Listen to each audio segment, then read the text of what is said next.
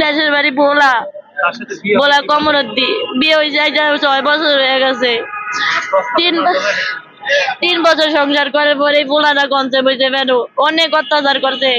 আমি সব অত্যাচার বাইরে নিয়েছি, ভাবছি জীবনে বিয়ে একটা 4টা তারিখ দিছে, তারপরে পোলাটার দিকে চাই আমি ওরে বিয়ে করছি। আবার বিয়ে করার পরে এমন করে আমার লগে।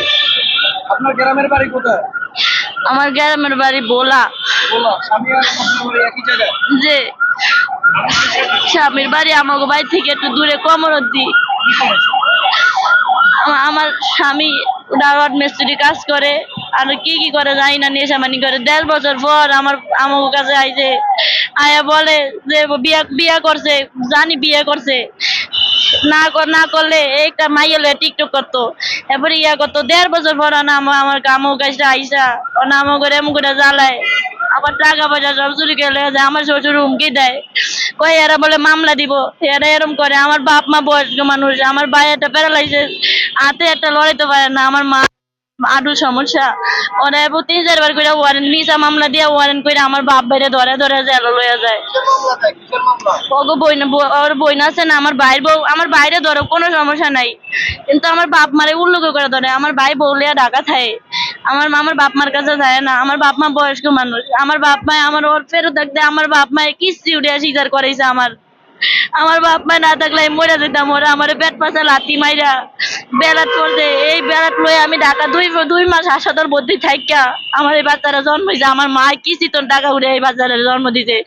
ডাক্তারে কইছে যে কোনো 2 জন বাঁচবো, কিন্তু আল্লাহ দোনোজনেরই বাঁচায় রাখছে, যে কোনো একজন বাঁচবো ডাক্তারে কইছে। 2 জনই আল্লাহর রহমতে 2 জন বাঁচছি। আমার মার কিস্তি টাকা দিয়ে আমি বাঁচছি।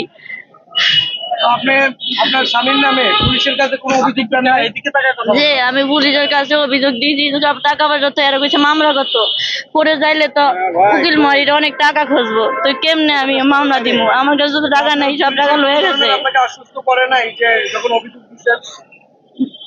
অভিযোগ দিয়েছি, এরাও অসুস্থ, এরা কয় না নেওয়া যাবে না, স্বামী স্ত্রী এমন ঝগড়া বাজে এটি কইছে। এরা কোনো গুরুত্ব দেয় না মামলায়। তারপরে এরা পরে হাতে পাতে কান্নড়ি মতন পরে ঠিকানা দিছে আমারে, এরা নিজে। এরা আমার 200 টাকা দিয়ে গাড়ি চড়ে দিছে, কয় মুখ জায়গায় যান। অভিযোগ দিয়েছিলেন কোন থানায়? আচ্ছা, লালবাগ থানায় দিয়েছি অভিযোগ। আপনি থাকেন কোথায়? লালবাগে? যে আমি নবগঞ্জ বাজারের কাছে থাকি। আপনার স্বামী কোথায় থাকে এখন? আমার স্বামী এখন দেশে গেছে গিয়া, আজকে সকালে টাকা পয়সা লয়ে আমার কালকে রাতে মারছে আমারে। আমার গায়ে আসছিল চর্মরোগ ছিল, ওরা আমার দিকে তা চায় নাই। আমার গায়ে তার নাম পচা ছিল। আমি মাঝের তো এমনি বলুম, আমি খেলনা পেয়েছি, আমার মনে হয় এমন হাত পাচ্ছি এরম করে আমি আমার রোগ ভালো করছি। এরা আমার কোনো তত্ত্ব তালাশ লয় না, এখন আমার তত্ত্ব তালাশ নিতে নেয়। এখন তত তালাশ নেয়, মানে আমার ভিজে করে আমার টাকার জন্য আমি কটা খেলনা বেশি, এই টাকাগুলা তত ভিজে আমার পিঠে লুড়িয়ে দিছে ওর বাইরে।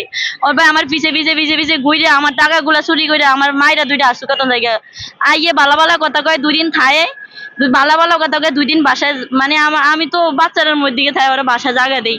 আমার বাড়িওয়ালা আছে, বাসা জায়গা দিই, বাসা জায়গা দিলি ওই টাকা পয়সা চুরি করে মুড়ি করে পিডিয়া মিডিয়া তুই যাই গিয়া, এ কথা এবার বাসা জায়গা দেই নাই।